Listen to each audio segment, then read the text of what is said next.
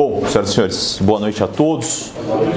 De início aí, para a gente se conhecer, né? Meu nome é Mário Moreira, sou professor de, principalmente, Direito Empresarial. Eu era professor na PUC Campinas até o final do último semestre, eu me desvinculei porque passei no concurso da Defensoria Pública aqui do Estado de São Paulo, então agora a gente está esperando nomeação e tudo mais, então estou between jobs nesse exato momento. Mas agora a nomeação deve ser agora no comecinho de março, então a gente já vai começar a atuar.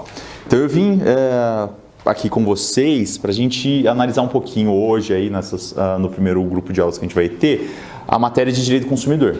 Então, direito do consumidor não tem erro, um negócio importante, tanto para o dia a dia prático, quanto para quando o assunto for provas, aí, concursos públicos. Qualquer prova que vocês forem prestar vai ter uma interface aí no direito do consumidor.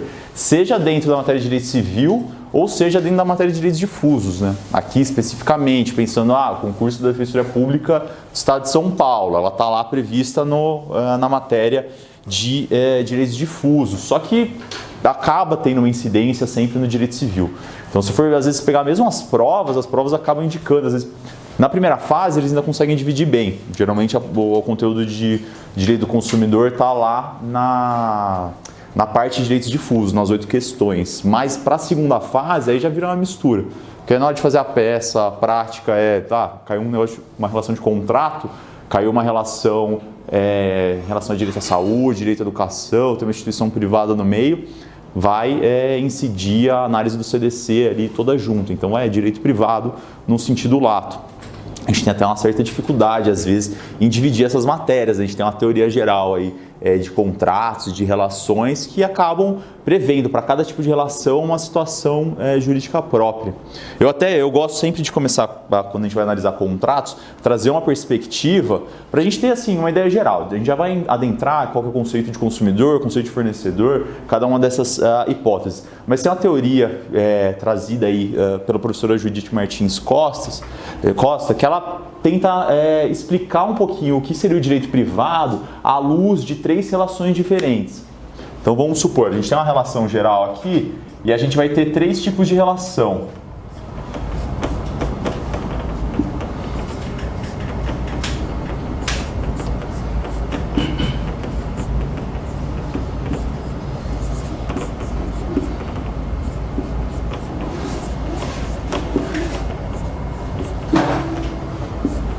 Então eu peço desculpa pelo desenho, mas vamos pensar aqui que a gente está falando dos sujeitos, porque uma relação jurídica ela depende a priori de pelo menos 2 sujeitos. Lógico que vocês podem ter os polos com maior número de indivíduos, às vezes num contrato aí, de seguro coletivo, um contrato de plano de saúde coletivo, você pode ter uma relação maior aqui, mas a princípio a gente sempre tem lá pelo menos 2 sujeitos, cada um num polo.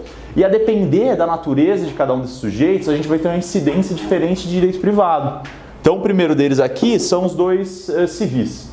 Então, quando você tem 2 civis contratando, então lá na Web Motors, cara, eu quero vender meu carro, vou vender para o terceiro, você não é um empresário, você não é um fornecedor, nada do gênero. Quem vai comprar também não. Então, isso aqui é uma relação de direito civil paritária, a gente aplica as regras do Código Civil, certo? Beleza. Agora pode ser que você tenha uma relação, e aqui você tem a princípio uma relação horizontal. Da mesma forma, a gente também vai ter uma relação horizontal quando nós tivermos 2 empresários negociando. Então a pastinha aqui não deixa mentir, esse homem palito, essa mulher palito são empresários de sucesso, eles andam lá na Faria Lima, de patinete. Então o que eles fazem aqui? Ambos eles também têm que desenvolver relações contratuais. E que tipo? Então eles têm lá, às vezes, contratos de fornecimento entre si, contratos de distribuição. Então vamos pensar um grande posto de gasolina contratando com a Petrobras. O contrato ali em si, às vezes o contrato, a aquisição, é muito parecida com as demais, só que em si. Só que são tantas características próprias que o tipo de relação contratual tem que ser outro. Então aqui a gente vai aplicar uma série de outras regras, né? Então, embora a gente não tenha hoje um código comercial de fato, a gente aplica o Código Civil em maior medida. Em via de regra, a gente não aplica o CDC, certo? Então aqui a gente está falando de uma relação paritária entre esses empresários. Beleza? E a última relação, que é a relação que a gente vai adentrar mais hoje, é uma relação vertical. Aqui é um pouquinho diferente, aqui a gente vai ter uma relação de poder entre as partes. A gente vai ter de um lado um empresário ou uma empresária, que para a nossa nomenclatura vai surgir com a nomenclatura de fornecedor, e do outro lado um consumidor. Deixa eu palito sem os braços. E uma outra figura que vai ser o consumidor. Então, o consumidor, a consumidora, a gente vai ver um conceito amplo aqui. Essa relação é um pouquinho diferente. Essa relação aqui é vertical. O fornecedor, ele, via de regra, ele tem mais conhecimento, via de regra, ele tem uma maior noção do que está acontecendo. Ele é um litigante habitual também. Vocês vão analisar essas questões em direito difuso em muitos momentos. Ele é um litigante habitual por quê? Porque, via de regra, ele é uma grande construtora, uma rede de supermercados, uma instituição financeira que está sendo processada todo dia pelos mesmos assuntos. Então ele tem um corpo jurídico, ele tem conhecimento de tudo. Enquanto esse consumidor não é um litigante habitual. É aquele indivíduo que foi lá, comprou a casa dele, comprou o apartamento, vai pagar em 30 anos, vai no supermercado, tudo bem, vai toda semana no supermercado, mas ele não se compara a estrutura jurídica dele com a estrutura jurídica da instituição aí com quem ele contratou. Então aqui a gente tem uma relação um pouquinho diferente, uma relação vertical. Beleza? Todas essas três circunstâncias a gente tem uma relação contratual por trás, beleza? A diferença é o tipo de interpretação que a gente vai dar para cada uma delas. É aqui que a gente vai usar principalmente o nosso Código de Defesa do Consumidor. A gente vai ver que em algumas situações a gente pode aplicar esse nosso CDC de maneira mitigada para as relações horizontais, beleza? E a gente vai ver também que em algumas situações a gente pode aplicar esse Código Civil aqui, o nosso Código Civil de 2002, nessas relações verticais também. Por quê? Eu falo, o CDC veio para lá na década de 90, cumprindo o mandado constitucional de proteção do consumidor, que está lá no artigo 5º, como um princípio, aí, um direito individual de cada cidadão, e também no artigo 170, como um fundamento da ordem econômica. Então, proteção do consumidor é um negócio que o Estado Democrático de Direito brasileiro, até que ele afunde completamente, ele tem que fazer preservar. E para isso ele criou um código específico, né? Um código de defesa para esse consumidor. Quando é que a gente vai poder usar o Código Civil? Aqui a gente tem uma teoria muito importante, uma das primeiras teorias aí a gente aplicar no direito do consumidor, que é criada e trazida, né, importada pela professora Cláudia Lima Marques, que é a teoria do diálogo das fontes.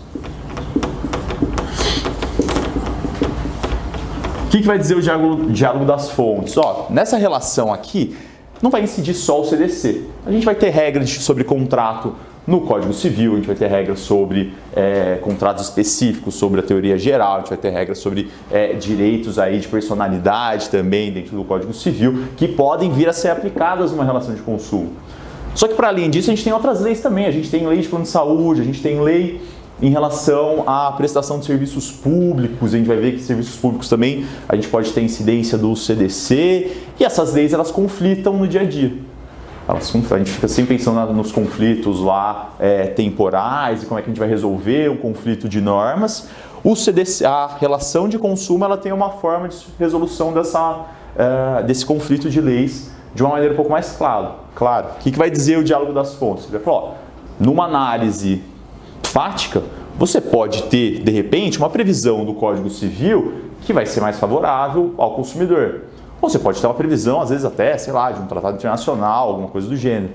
O que vai dizer o diálogo das fontes? Vai falar, para a relação de consumo não basta usar o CDC. Você pode usar todo o ordenamento jurídico e você vai fazer prevalecer o que for mais benéfico ao consumidor. Beleza? Então prevalece aqui as normas em favor ao consumidor. Por que em favor ao consumidor? Porque ele quis beneficiar. Porque se chegou à conclusão, e essa conclusão é clara no nosso dia a dia, a gente já demonstrou que o consumidor ele é um indivíduo vulnerável.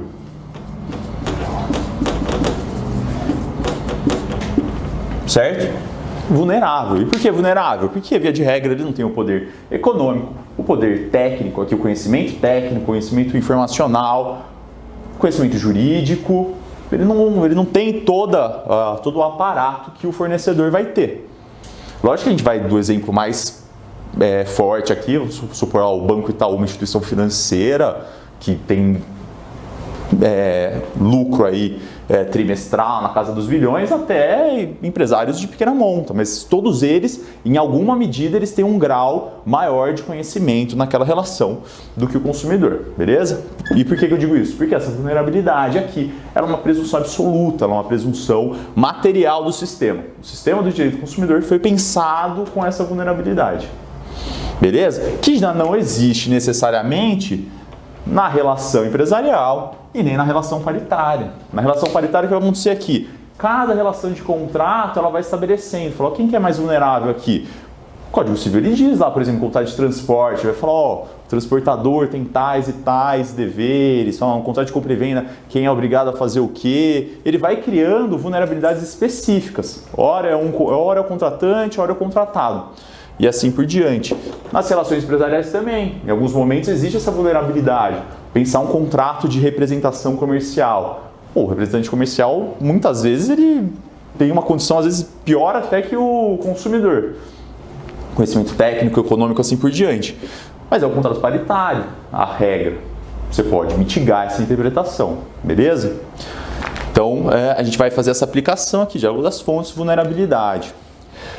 Por fim, para a gente pensar essa teoria geral aqui, a gente tem duas relações que são muito importantes quando a gente pensa aí, duas consequências muito importantes quando a gente pensa uma relação jurídica.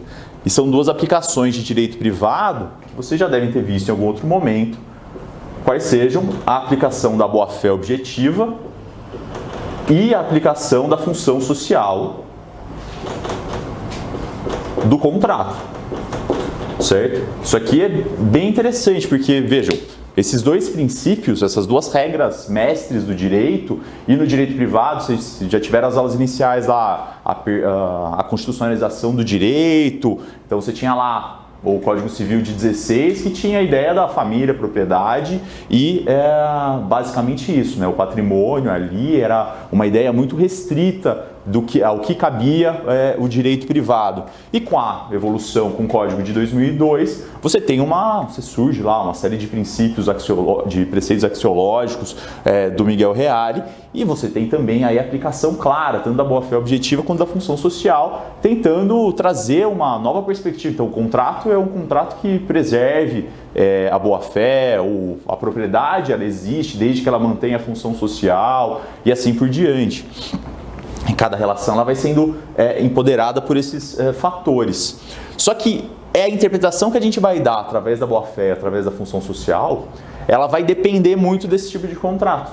Beleza? O que acontece aqui, por exemplo, na relação empresarial? Qual que é a função social do contrato na relação empresarial? Okay, a gente só vai falar disso agora, depois a gente vai só focar no nosso contrato específico aqui, que é a relação de consumo. A função social aqui é a geração de lucro. Então, o que é o empresário? É um indivíduo, se for pensar na economia, é um indivíduo que é movido egoisticamente a buscar o lucro. E ele tem a função dele na sociedade aqui, se ele vai ser um empreendedor que vai salvar o mundo ou não, é outra discussão, mas ele tem uma função dentro da sociedade que a gente vive e tudo mais. Então, ele vai ter a função social aqui um pouquinho diferente. Essa função é precisamente ele desenvolver esse ato de buscar o lucro dele. E aí, na rebarba, ele vai levando outras funções, ele vai gerando, às vezes ele vai gerar emprego, ele vai gerar dividendo para o Estado, coisas assim. Mas o objetivo principal dele, as regras do jogo são colocadas ali para ele gerar lucro. O que isso quer dizer? O tipo de interpretação de contrato que a gente vai ter aqui, tanto em relação à boa-fé quanto à função social, é extremamente paritário, extremamente horizontal. Aqui vai prevalecer ao máximo o que está no contrato. Por quê? Porque as partes elas vão fazer, o objetivo desses empresários é eles de início negociarem e eles vão saber naquela relação quais são as vantagens e as desvantagens, qual que é o lucro esperado.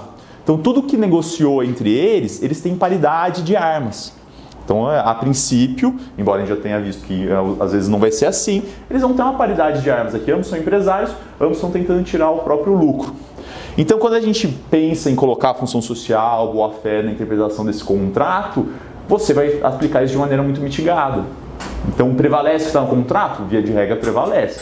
Às vezes vão ter alguns exageros aqui que podem ser controlados, mas a regra é que você não tem uma interpretação pró-empresário A ou empresário B. A interpretação é o que está lá no contrato. beleza? Às vezes a gente tem algumas regrinhas para resolver eventuais problemas. E aí, por exemplo, a MP da liberdade econômica, ela veio, em muitos pontos, ela veio trazer essa perspectiva.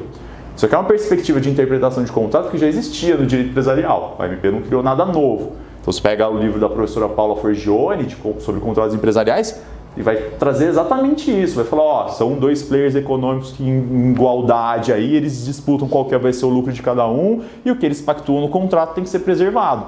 Não adianta depois você usar, por exemplo, uma teoria de mitigação de onerosidade excessiva aqui.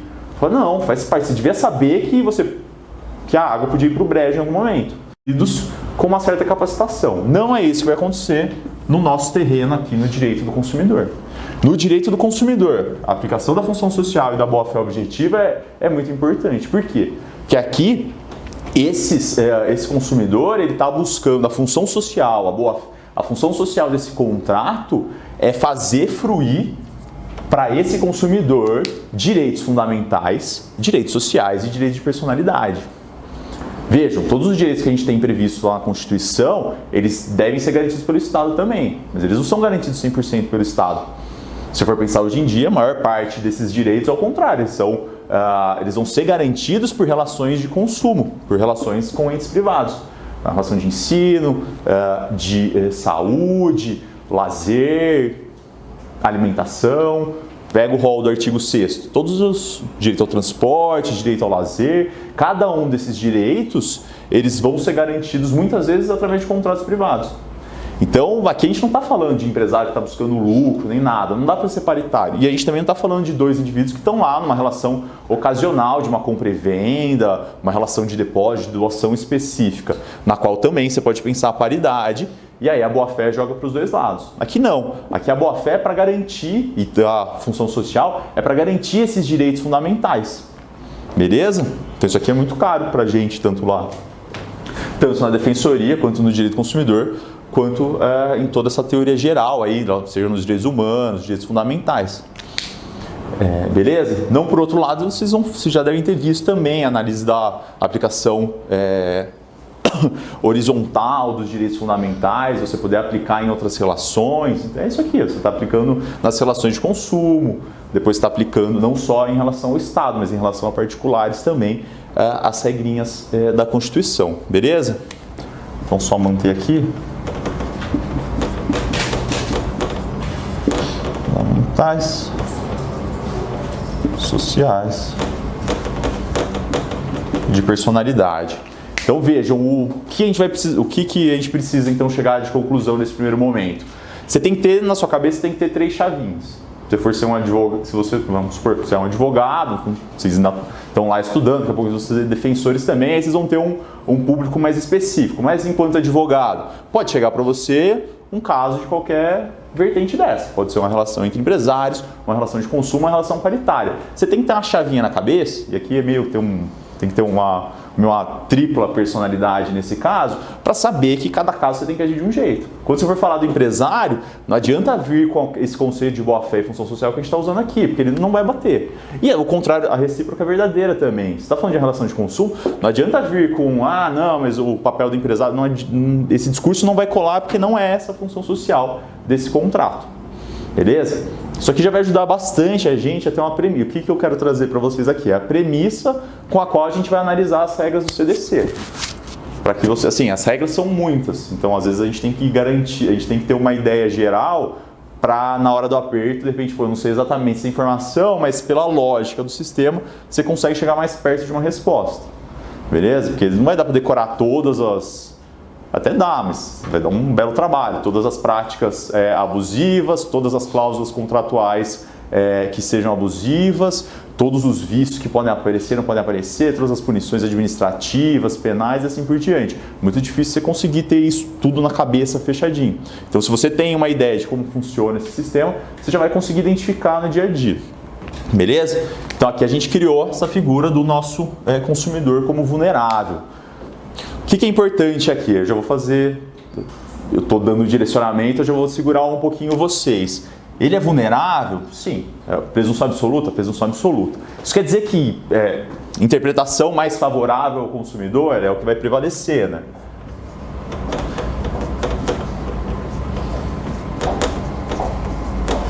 É o que vai prevalecer. Isso quer dizer que então o direito do consumidor fecha o olho e vai pro consumidor? Não vai ser assim.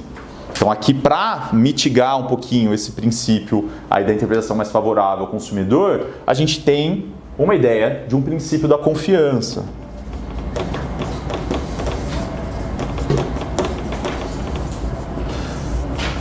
O que vai ser o princípio da confiança? Falar o seguinte, ambas as partes numa relação contratual, numa relação jurídica, elas devem um mínimo de confiabilidade para outra parte. Por quê? Porque senão não tem como você manter se você quer manter a sua palavra, e o contrato nada mais é do que você manter uma avença entre as partes de uma maneira juridicamente estruturada. Não tem como você manter isso sem que as partes mantenham o mínimo da sua palavra, o mínimo do que elas se comprometeram. E o consumidor aqui, ele se compromete também.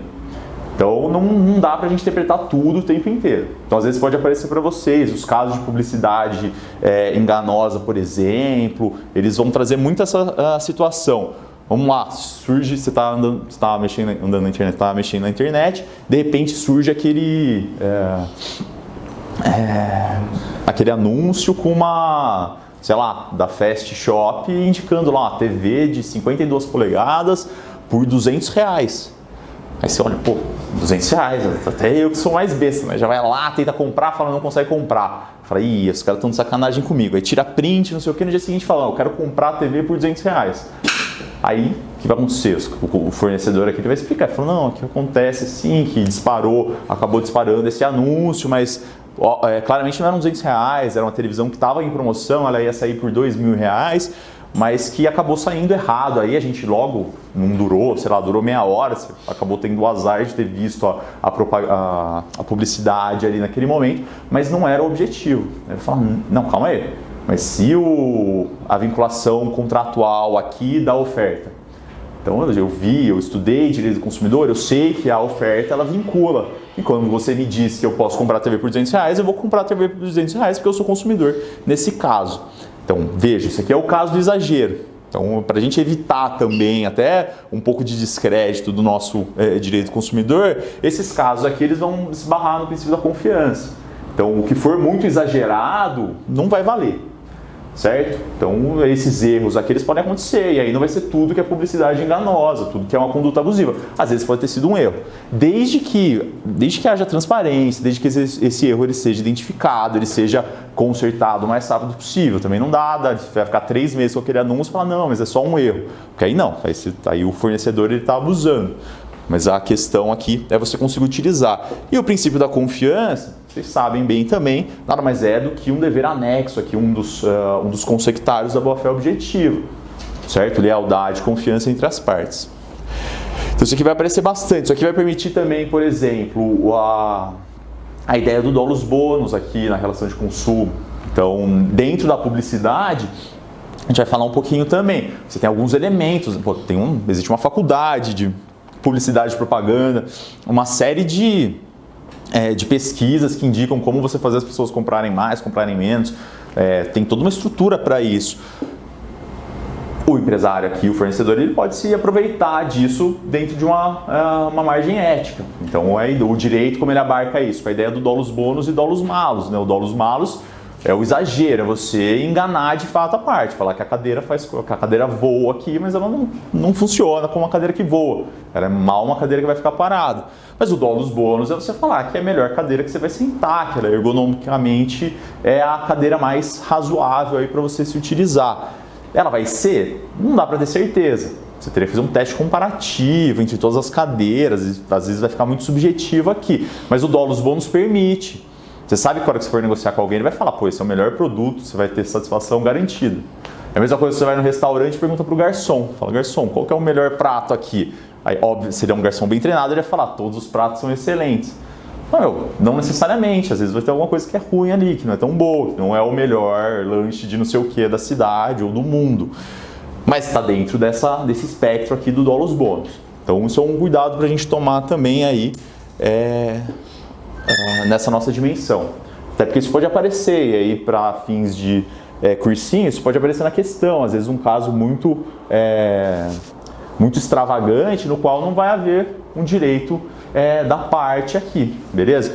Depois eu fiz assim, eu fiz na primeira parte do nosso material, a gente vai passar as questões dogmáticas, as conceituações, as questões legais de quais são as práticas abusivas, o que é o consumidor, o que é o fornecedor, o que é responsabilidade pelo fato, pelo vício, assim por diante. E na segunda parte eu trouxe vários pontos aí de casuística, né, dessas relações que o STJ vem decidindo nos últimos anos. E aí a gente vai ver alguns pontos exatamente isso. Falar, tem hora que o STJ vai falar, consumidor, não é seu direito aqui o princípio da confiança, você tem uma limitação. Quer ver um exemplo? As cláusulas que permitem atraso de entrega de obra, uma relação de construtora.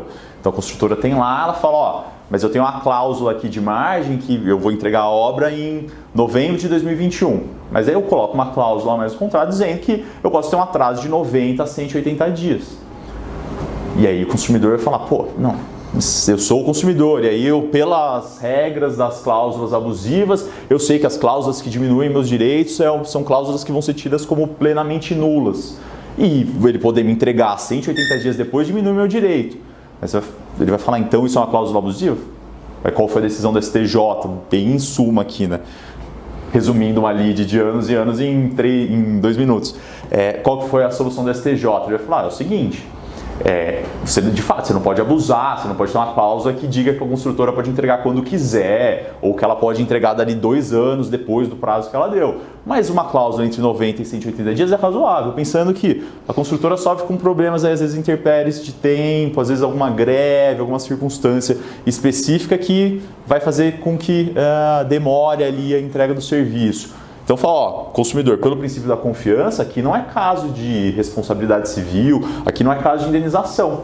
Nessa circunstância aqui você tem que respeitar essa cláusula. Ela não seria, nesse particular, uma cláusula abusiva.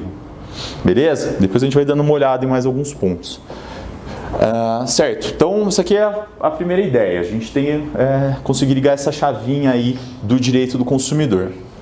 Eu peço desculpa, gente, pela estrutura aqui, obviamente não são fundamentos para administração, é que eu aproveitei a estrutura do slide de outro curso que eu já tinha ministrado, mas não tem prejuízo nenhum. Prejuízo teve o pessoal do curso de administração que me ficava ouvindo falar de direito a noite inteira. Mas eles gostavam, eles falavam que gostavam, né? Não dá para ter certeza. Então vamos começar a análise do direito do consumidor do código, né, do CDC. E antes disso, gente, só para passar uma estrutura geral, também não vou ficar falando muito aqui sobre estrutura de estudo, questões dessa seara, porque vocês passam por vários professores, imagino que vários deles já devam ter passado para vocês experiência, dicas e assim por diante. O que eu só queria trazer para vocês, que aí é uma questão de método mesmo, assim, eu vou passar as aulas, vocês vão ter aulas com vários professores. Vocês sabem bem que a aula por si só ela não vai resolver o problema de ninguém, e vocês precisam ter um método de estudo interessante. Então, até para elaborar as aulas, eu sempre acabo puxando esse método. Vocês têm que ter um domínio bom da lei, uma ideia razoável da doutrina, né, dos principais conceitos, a jurisprudência, cada vez mais importante, porque a gente vai ver, tem lá teses e teses do STJ que hoje elas não são leis, nada do gênero, mas cada vez mais elas assumem um papel central, né, na análise do direito. Então você tem que saber bem a lei, tem que saber a doutrina básica, ali os elementos, os julgados do STJ, as súmulas, então a gente vai passar por várias súmulas aqui, tudo isso aqui você tem que ter uma ideia legal, porque isso vai acabar caindo, tudo mais na hora da prova. E você tem que fazer uma conjugação disso tudo na hora de fazer os exercícios. Então não deixem também de, é outra coisa que a gente faz quando a gente vai preparar a aula, a gente vai jogando lá as questões, o que está caindo em direito do consumidor para defensorias. E aí hoje tem N sites aí com material, tudo, você consegue pela internet as provas para acessar. Às vezes fica difícil, você consegue dividir aí com os outros colegas para buscar provas, tal, porque também às vezes é uma atividade meio chata de ficar procurando, mas é sempre bom fazer, porque no direito a gente tem lá, o CDC ele tem N artigos, alguns vão cair mais do que outros, e aí você vai começar a pegar esse macete. Então esse trabalho sistemático de vocês vai ser o principal. Beleza? Não dá. Eu queria dizer para vocês, falar, não, escuta a aula aqui, pronto, já resolveu o direito do consumidor para vocês pro resto da vida. Infelizmente eu não consigo prometer isso, estaria infringindo aí o dolus malus, de me processar depois. Não porque não é a relação de consumo que a gente está fazendo aqui, mas ok. Mas por outros motivos vocês poderiam. Então vocês têm que ter essa prática geral aí, beleza? Aí depois, no final da aula ou na hora do intervalo, se alguém tiver alguma dúvida, quiser trocar alguma ideia, a gente vai conversando. Beleza? Feito parênteses aí, voltar para a relação do direito do consumidor. De defesa do consumidor. Então a gente já viu, vem mandado constitucional, artigo 5º da Constituição, artigo 170, que diz que você vai ter que ter uma proteção específica para esse indivíduo aqui que é vulnerável.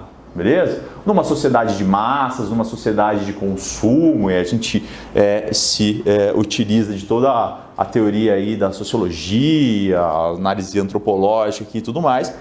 O fato é que na sociedade ela resumidamente funciona com essa característica de sociedade de massa, sociedade de consumo, e da figura aqui do consumidor para fruir os seus direitos, ele vai, via de regra, estar em estado de vulnerabilidade. Então, para isso, nasce o Código de Defesa do Consumidor. E aí, logo no artigo 1º, a gente já tem uma regra importante. Certo? O que ele vai dizer aqui no artigo 1º? O presente Código de Defesa do Consumidor estabelece normas de proteção e defesa do consumidor, óbvio, né, que é o objetivo do Código de Defesa do Consumidor, de ordem pública e interesse social. Esse aqui é o ponto, esse artigo 1º é o ponto que a gente tem que ter mais em mente. De ordem pública e interesse social. Então a gente tem lá, a gente pode ter normas de interesse privado e normas de ordem pública, pela teoria geral do direito. O que é a norma de interesse privado? São essas normas aqui que vão aparecer muito nas relações entre os empresários. O contrato de distribuição, o contrato de franquia, pode ser mais ou menos... peguei o pior exemplo, porque o de franquia é o que está mais perto da vulnerabilidade. Mas o contrato de distribuição de combustíveis. Ele tem algumas regrinhas, segue a lógica aqui, às vezes, do contrato de compra e venda e tudo mais. Só que as normas aqui, elas via de regra são de interesse privado. O que isso significa? Que os empresários, eles podem ficar afastando isso no dia a dia. Fala, não, eu não quero ter... eu aceito ter que receber só dali 3 meses, não receber junto com o contrato. Eu aceito retirar as regras de evicção, eu aceito retirar uma série de prerrogativas aqui, ou de direitos que eu poderia vir a ter. Eles são maiores aqui, capazes, extremamente capazes de realizar seus atos negociais, eles podem decidir como entender, e eles podem afastar as regras.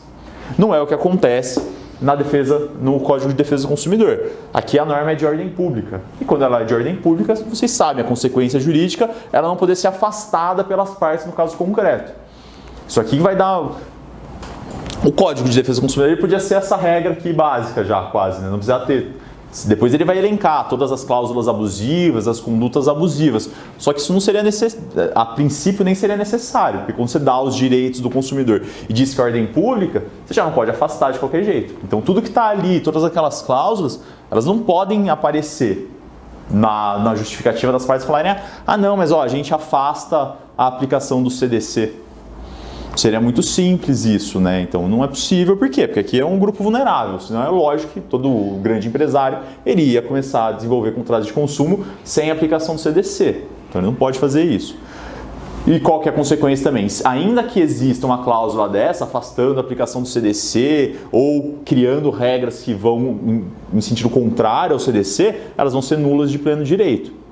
Beleza? Você passa por cima delas ali. Então, às vezes vai ter a cláusula lá que vai dizer, assim como tem cláusulas que afastam a aplicação da boa-fé objetiva. Isso acontece muito na Supresso e na Surresto. Vai estar lá o contrato dizendo que a prática reiterada de atos contrários ao contrato não gera nenhum direito para as partes. Então, é uma cláusula que acaba com a ideia de boa-fé objetiva, na modalidade da Supresso e da Surresto. Não tem sentido ela valer. De repente, até entre empresários, a gente pode discutir. Se não tiver vulnerabilidade entre eles, se não tiver distanciamento, pode até ser que aconteça. Agora, com o consumidor, não dá. Alguém vai sentar com o consumidor, vai falar o que é Supresso, o que é Surresto, para saber o que ele está abrindo mão. A gente já não ia entender direito. Imagina o consumidor aqui. Então, não dá para ele abrir mão dessas defesas aí antes de começar. Certo? Então, a ordem pública não pode ser afastado aqui nenhum dos preceitos do CDC. E interesse social... Lógico que uma ou outra, a gente vai ver aqui, por exemplo, questão de prazo para a resolução de vício do produto. Ele tem um prazo previsto na lei, para a resolução do vício, que é aquele prazo de 30 dias para o fornecedor, mas a lei dá a hipótese de você ter um prazo entre 7 e 180 dias. Isso aqui é uma margem discricionária para as partes chegarem num outro prazo. Então tudo bem, mas veja, a lei abriu essa exceção. Se não tivesse essa previsão, o fornecedor não podia falar, então o prazo vai ser em 300 dias. Fala, não é o que a lei está prevendo, isso aqui é ordem pública, você não pode afastar. Beleza, então nos termos do artigo 5º e do artigo 170, que a gente já mencionou, o mandado de constitucionalização aqui das relações de consumo. Beleza, para que a gente tenha essa relação de consumo, são necessárias aí duas figuras importantes, quais sejam o consumidor e o fornecedor. Quem que vai ser o consumidor, pessoal? A gente tem um conceito básico, que é aquele conceito que todo mundo sabe, né, que é o consumidor standard, né, então o consumidor em sentido estrito, que é aquele previsto pela lei lá, que é toda pessoa física ou jurídica que adquire ou utiliza um produto ou um serviço como destinatário final. Só que isso aqui é o conceito que está previsto na lei, só que a ideia de consumidor vai muito além disso. A própria lei vai trazer para a gente a caracterização do consumidor em 3 outros pontos, e a gente vai ver que a doutrina mitigou e ampliou o significado de consumidor também, com a teoria do finalismo aprofundado, aí, o finalismo mitigado. Ou seja, só essa ideia ela é incompleta do que é o consumidor, beleza? Então, a priori, toda pessoa, mas vamos começar por ela, né? Porque ela dá início aqui a essa ideia de quem é o consumidor. Pessoa física ou jurídica, então, não é só porque a pessoa jurídica não vai poder ser consumidor, fala, ainda assim pode. Então, de repente, uma associação aqui que também vai ser uma pessoa jurídica, ou mesmo uma determinada sociedade aí, às vezes não empresária, uma sociedade empresária, uma sociedade simples, elas podem estar na figura de consumidora. A gente já vai ver, ainda mais com a aplicação do finalismo mitigado. Tanto pessoa física quanto jurídica, que aí vai adquirir ou utilizar tanto produto quanto serviço. Então, produtos e serviços aqui. Então, depois a gente vai ver um pouquinho a definição, mas todo serviço colocado à disposição do público, todo produto colocado, pode ser auferido por um determinado indivíduo, e aí o que vai dizer a lei? Vai falar, como destinatário final. E aí o que ele quer dizer com esse destinatário final aqui? O destinatário final é tanto fático quanto econômico. Então ele vai dizer, esse indivíduo ele tirou, o que ele quer dizer destinatário final fático ou econômico? Fático, ele tomou para si, ele tem aquele bem, aquele produto ou aquele serviço naquele momento para se utilizar, e o destinatário econômico, ele tirou aquele bem da cadeia de produção. Vocês sabem bem que um produto, para que ele seja fabricado, ou mesmo um serviço, ele vai ser uma concatenação de uma série de atos que vão decorrer aí de uma cadeia de produção. Então, vamos pensar uma cadeia de produção fordiana aqui, bem simples, né? Você tem que juntar as rodas do carro, juntar com o chassi, juntar com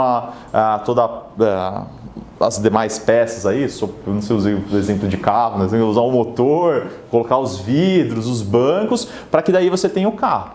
Aqui são vários produtos juntando um com o outro, certo? Enquanto você está comprando produtos, adquirindo aí componentes dentro dessa cadeia de produção, e essa cadeia de produção pode ser realizada não só por uma empresa, mas por N empresas, enquanto você está dentro dessa cadeia de produção, dessa cadeia de insumo, dentro da cadeia de insumo, você não tem uma relação de consumo, a priori, porque você não tirou ainda, você não é um destinatário econômico, você não foi o destinatário final ainda, você só está pegando produtos para agregar valor, para entregar um outro produto. Então, só quando você tirar esse destinatário é que isso vai ser possível. Gente.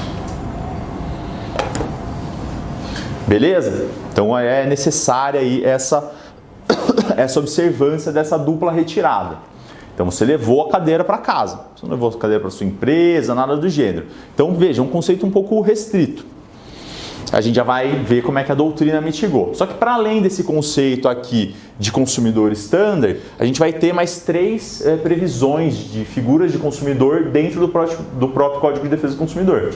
Então perceba aqui, que é um ponto interessante você analisar, porque às vezes vai ter lá, às vezes numa prova mesmo aparece, qual que é o conceito de consumidor? Ele dá só esse conceito, você acaba esquecendo outras hipóteses. Ou ele dá o probleminha e você olha, sei lá, coletividade de pessoas, e aí ele fala em coletividade, você fala, pô, ficou muito indefinido isso aqui, vai ser consumidor ou não. E a lei já resolve isso. Aí você vai falar, ah, não, mas deve ter uma doutrina estrangeira que fala. Fala, não, é a própria lei que diz.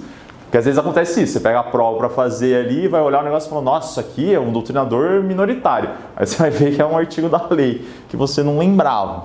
Mas acontece. Então onde é que vai ter mais aí a figura do consumidor? Ó? Também existem consumidores equiparados. Então a coletividade de pessoas, aqui artigo 2º, parágrafo único, o que ele vai dizer aqui? Equipara-se ao consumidor a coletividade de pessoas, ainda que indeterminadas. Não precisa nem definir. Esse negócio aqui de tem que ser uma pessoa física X, não precisa ter o CPF ou o CNPJ ali. Eles podem ser indeterminados mesmo. Que haja intervindo nas relações de consumo. Então, qualquer um que esbarrou naquela relação de consumo de alguma maneira, ele pode também se utilizar do CDC.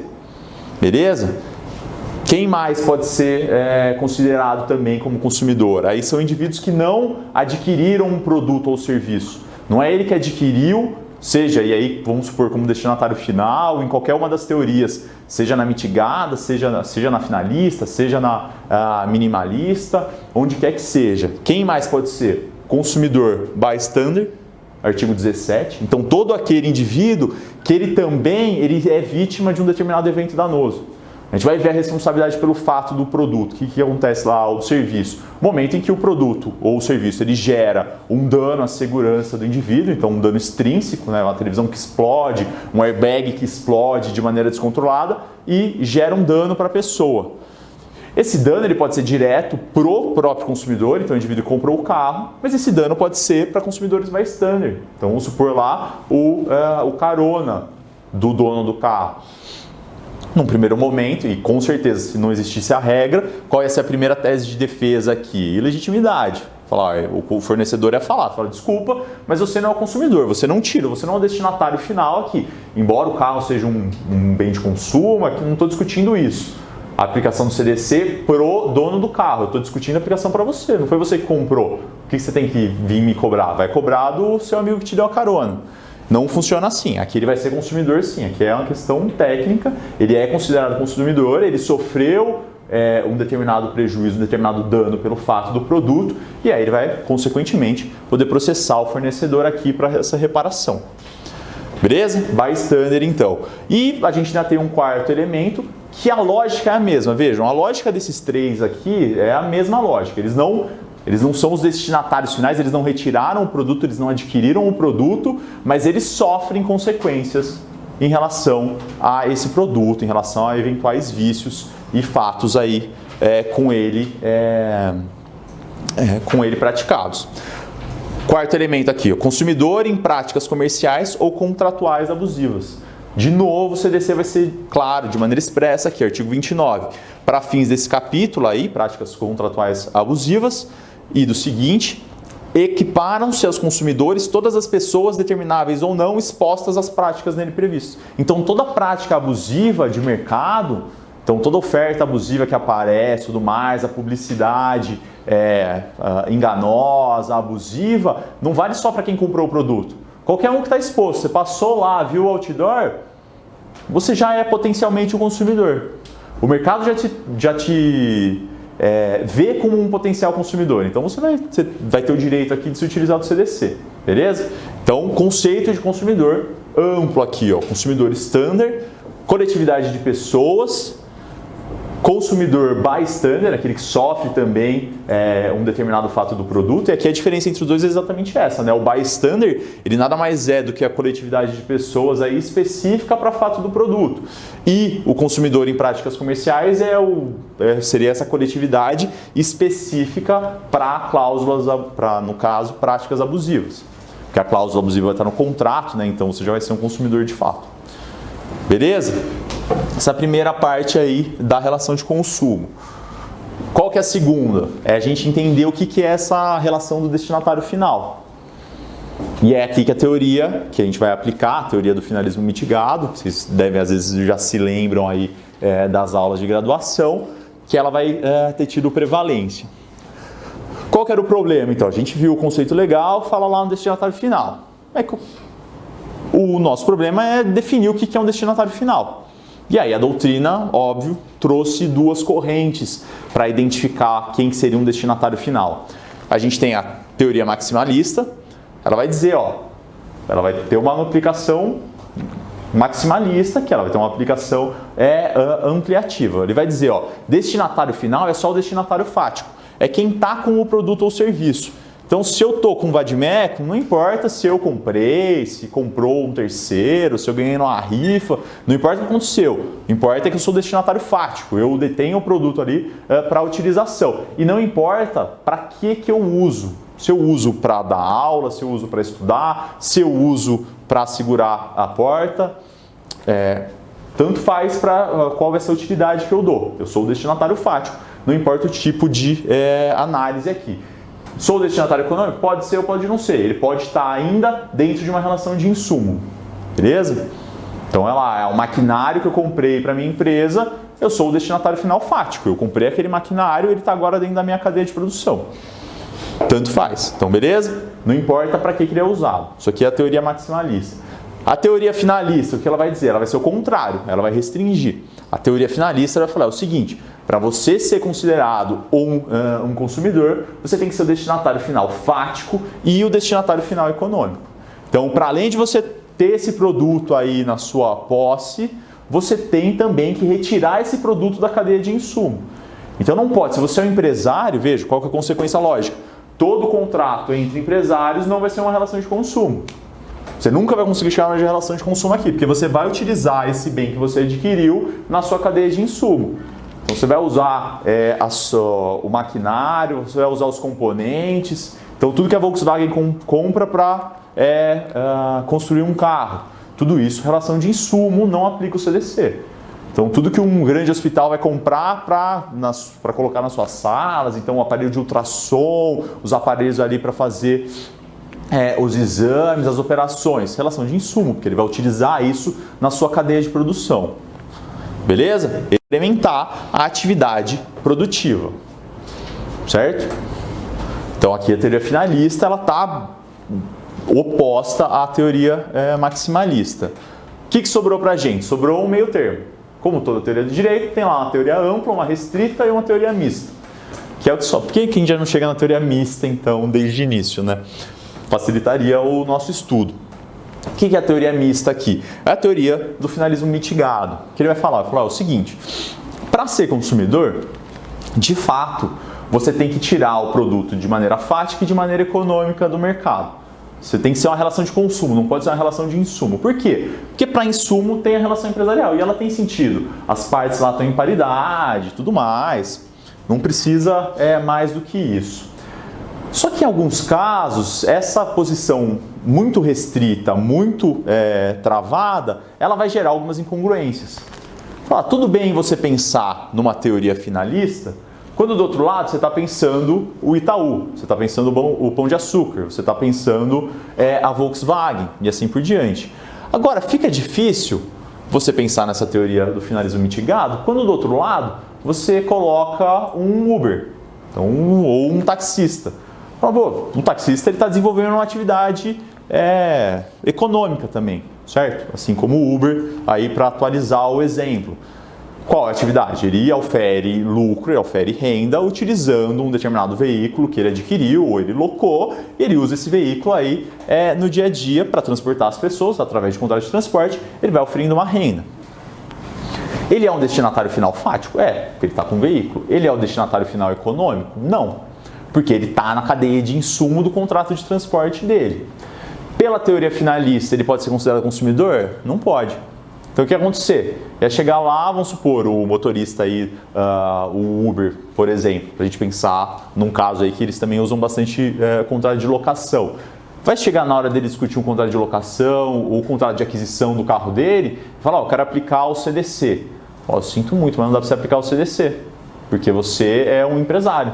Você é um empreendedor, você aí está fazendo a máquina do Estado girar, está gerando impostos, você está em outro tipo de discussão, você está em paridade. Então, o taxista ali, o cara individual, adquiriu um carro, ele tem paridade de armas com a Volkswagen, com a Fiat, com qualquer empresa que seja do ramo aqui, seja lá com a Goodyear, na hora que ele vai discutir o pneu que veio com defeito, ele tem paridade? Não tem. Então o que a teoria vai dizer? Ela falou, ó, tudo bem, tem que ter os dois elementos, mas em certos casos nos quais a gente consiga comprovar a vulnerabilidade desse suposto aqui indivíduo com paridade, esse suposto empresário, que às vezes nem vai ser, no caso concreto, ele vai ter direito também à aplicação do Código de Defesa do Consumidor. Então é aí que a gente vai chegando nesses exemplos. O exemplo do taxista é o mais batido. Então ele adquire o carro, dá para ficar bem claro, né, que ele usa esse carro como componente da sua atividade empresarial e mesmo assim a gente vai aplicar o CDC. Então um outro exemplo é o da costureira. Então, adquiriu não é uma grande empresa de tecelagem que adquiriu grandes maquinários aí para produzir milhares de camisetas por hora. Não. Às vezes um costureiro ou uma costureira individual que comprou uma máquina de costura, às vezes de uma empresa aí, de qualquer loja, no centro da cidade. Então, obviamente, para ele tem que ser aplicado o CDC também. Por quê? Porque aqui a gente tem uma teoria mitigada, a gente tem uma vulnerabilidade presente no caso concreto. Certo? Essa foi a teoria que sobrou. O exemplo dos cabeleireiros, Exato. Os produtos comprados, adquiridos nesses casos, eles vão acabar incidindo numa relação de consumo, porque a vulnerabilidade vai estar bem clara. Evidente que a gente vai ter que analisar caso a caso. Então, em algumas situações, você vai acabar não aplicando. Se for pensar um cabeleireiro ali, uma manicure que tem, às vezes, um salão pequeno, alguma estrutura nesse sentido, aí não tem vulnerabilidade. Quer dizer, tem vulnerabilidade. Agora, se você for pensar uma grande estrutura empresarial, então uma rede aí de manicure, cabeleireiros, e eles vão aparecer, aqueles que tem lá em todos os shoppings possíveis e nas grandes cidades, aí você já pode começar a demonstrar que não há uma vulnerabilidade no caso concreto. Fala, ele negocia isso aí toda vez. Não é o indivíduo que comprou uma máquina lá para secar cabelo, ou a maquininha lá para você lavar o cabelo, mas comprou uma. Ele compra dezenas, ele compra repetidamente, porque ele tem que ficar trocando. Aí a vulnerabilidade acaba sumindo. Mas isso aí vai ser caso a caso. Beleza, então finalismo mitigado é a nossa teoria. Bom, estamos falando da vulnerabilidade aqui, a gente já falou que ela é um pressuposto, né? A vulnerabilidade é um pressuposto de todo consumidor. Não importa, aqui não importa. Ele pode ser, o consumidor pode ser o taxista ou a taxista, o consumidor pode ser o equibatista. E o equibatista já é um péssimo exemplo, porque hoje ele já está mais vulnerável mesmo. Então pode ser o Neymar. Então o consumidor pode ser o taxista comprando o carro na Volkswagen, pode ser o Neymar comprando o carro na Volkswagen. Ambos são consumidores. Então o Neymar, pessoa física, vamos supor que não é uma empresa do Neymar comprando o carro para alguma outra atividade. O Neymar ali, ele é tão consumidor quanto. Por quê? Porque a vulnerabilidade é uma presunção absoluta. E ela não se dá de uma maneira só. A gente tem um conceito amplo de vulnerabilidade. Veja aqui, ó. Ela pode ser tanto uma vulnerabilidade técnica. Então, ó, você não tem conhecimento sobre o produto ou serviço. Eu não tenho conhecimento sobre um carro, como ele funciona, deixa funcionar. Eu acho um grande milagre da civilização aquele negócio sair andando sozinho por aí.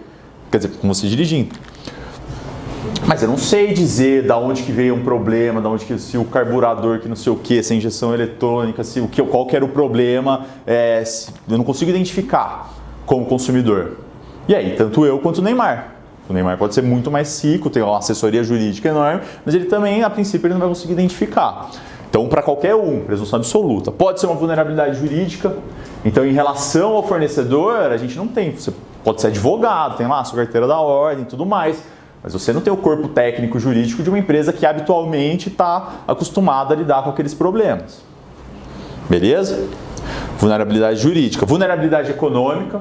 Você não tem a mesma condição econômica de uma empresa, via de regra.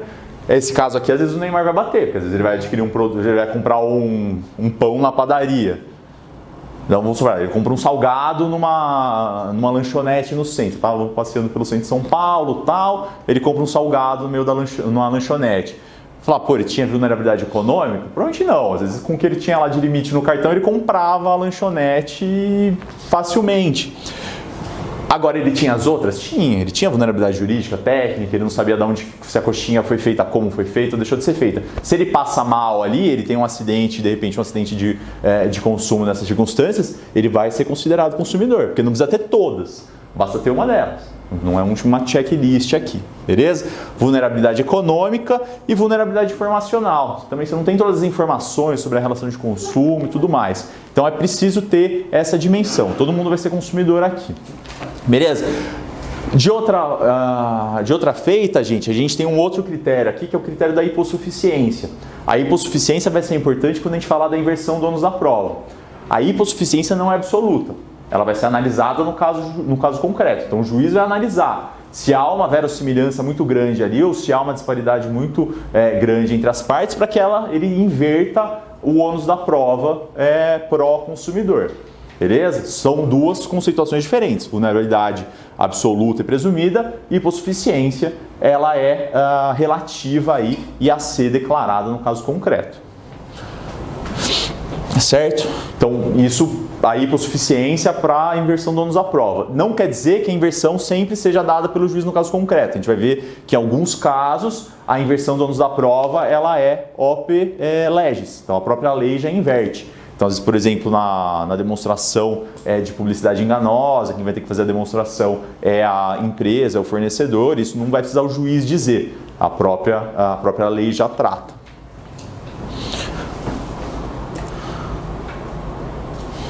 Certo. E aí trouxe depois do material, aí está o artigo 2º com a dicção, mas também já estava marcado no outro artigo, né, do consumidor standard e da coletividade. Então isso aqui é a primeira figura que a gente precisa ter, o consumidor. Segunda figura, fornecedor. Quem que pode ser o fornecedor? Gente, aqui o conceito é bem amplo. Então a grande característica que a gente vai ter que analisar no caso concreto é ver se tem habitualidade ou não. Que habitualidade? É ele reiteradamente desenvolver a entrega de um determinado produto ou de um serviço ali dentro de uma determinada comunidade, certo? O que a gente está afastando aqui? A gente está afastando essas relações contratuais paritárias entre civis. Então, eu tenho um carro, eu vou vender o carro, seja na internet, seja ali entre particulares, vou vender para o meu vizinho. Pô, eu não sou um consumidor, eu não sou uma montadora, eu não sou uma concessionária nem nada do gênero. Então, uma relação individualizada ali, não há habitualidade.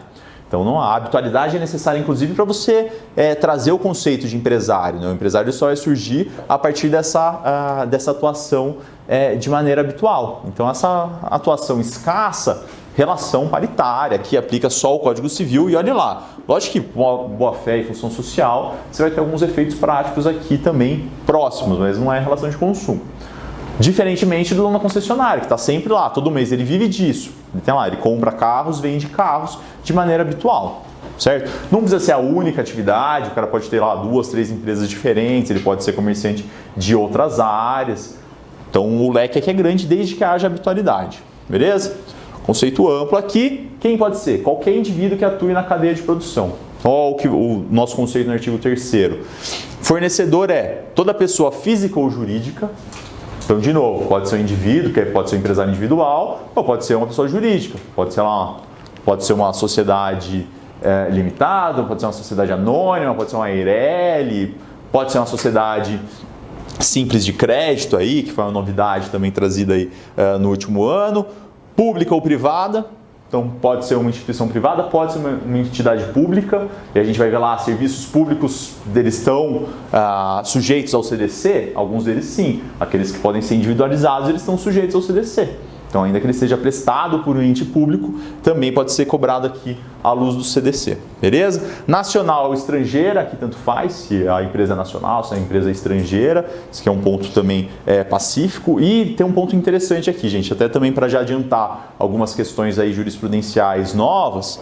A gente tem um conceito de fornecedor aqui, que é o fornecedor, um fornecedor que ele se utilize de uma determinada marca. Então, é o fornecedor aparente. Então vamos supor, veja a diferença jurídica.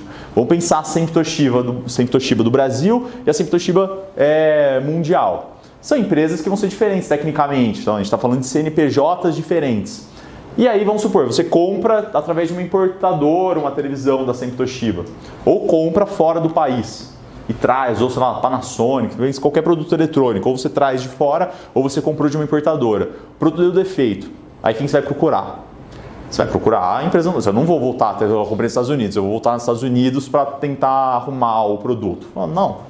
Provavelmente você vai procurar quem está mais perto. E aí, vamos supor, você procurou a Panasonic do Brasil, um outro CNPJ. A Panasonic do Brasil pode olhar e falar, calma aí, ó, que cada pessoa jurídica é uma pessoa jurídica aqui, você realizou um contrato com uma importadora ou realizou o contrato com a empresa no exterior, eu não tenho nada a ver com isso. Aliás, eu nem tenho esse produto para vender aqui, exatamente porque eu acho que pode dar problema. Essa ligação pode ser feita? Não, porque aqui a gente tem um conceito de fornecedor, que é um conceito que vem sendo aplicado tanto na doutrina quanto na jurisprudência, que é esse fornecedor aparente. Por que ele é aparente? Ele está há 30 anos dizendo que é o fornecedor oficial da Panasonic no Brasil.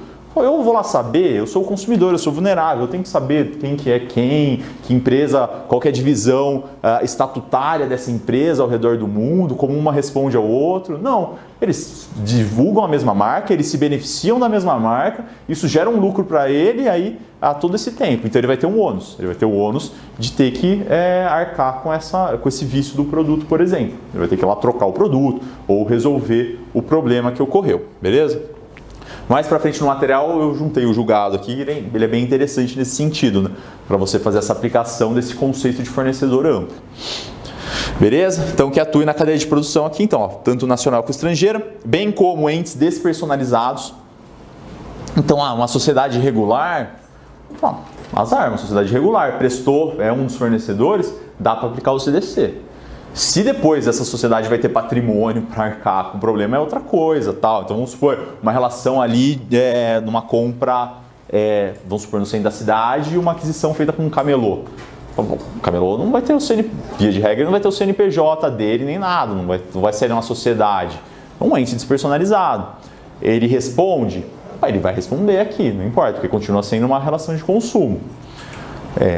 Se vai dar certo ou não, aí é outro ponto, né? Se isso vai gerar, se você vai ter elementos depois no processo para conseguir uma indenização e tudo mais, é outra questão, mas ele não deixa de ser consumidor. Porque não percebam, seria um benefício, né? Você fica um ente despersonalizado aqui, não regulado, e aí não aplica o CDC. Dá para enquadrar o condomínio aí também? Né? Então, o condomínio é até uma das situações casuísticas que vão aparecer. O condomínio ele não é considerado. Por quê? Porque o condomínio ele tem uma relação própria com o condômino.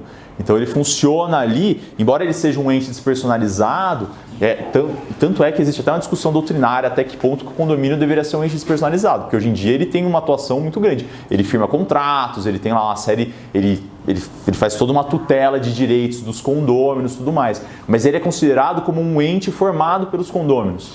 Então seria uma mesma lógica de uma associação, né? Os associados ali, eles fruem certo serviço daquela associação, mas eles não vão poder dizer que eles são consumidores, eles são associados, eles fazem parte, os condôminos da mesma monta.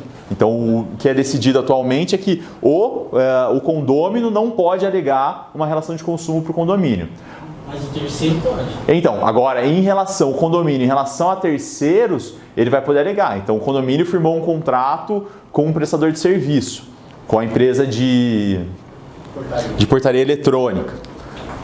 Em relação a esse contrato, ele vai poder falar, eu sou consumidor, eu, condomínio, sou consumidor e eu quero a aplicação do CDC aqui, aí ele pode. Agora, ele não é considerado como fornecedor para os condôminos. Isso até depois está até marcado aí mais para frente, é um dos casinhos específicos. Beleza? Vai pensar essa estrutura, ele tem uma estrutura muito mais organizacional aqui das partes do que propriamente uma relação de consumo. Bem como esses personalizados, e aí que desenvolvam qualquer etapa da cadeia de produção. Vejam, atividade de produção, montagem, criação, construção, transformação, importação, exportação, distribuição, comercialização de produtos e prestação de serviço. Então é desde a aquisição inicial até colocar o serviço à mostra, ali, o produto à mostra para compra e venda, beleza? Cada um desses indivíduos é considerado fornecedor. Beleza? Um rol amplo aqui. A gente já vai ver que isso aqui, na hora de falar da responsabilidade pelo fato e pelo vício, vai gerar alguns probleminhas. Porque em alguns momentos a gente vai falar do fornecedor no sentido amplo, outros a gente vai falar de algumas categorias e vai excluir o comerciante, por exemplo. Então isso aqui é um cuidado. É muito simples quando a gente for pensar nos direitos, deveres, porque está lá sempre pensando a interpretação mais favorável ao consumidor e tudo mais. essa parte de como responsabilizar que é onde vão estar os pegas, porque é onde estão os prazos, tem essa distinção aí do fato do vício, cada um vai ter um prazo, cada um tem uma estrutura de quem cobrar primeiro, quem cobrar depois. A gente tem uma regra geral, esse fornecedor ele tem responsabilidade objetiva e solidária. Só que aí, em alguns momentos isso vai ser diferente. O profissional liberal vai ser subjetiva, mas não vai ser subjetiva para tudo, vai ser para fato, não para vício. Então é um lugar para a gente ter um cuidado, é um lugar que a gente tem que ler com atenção.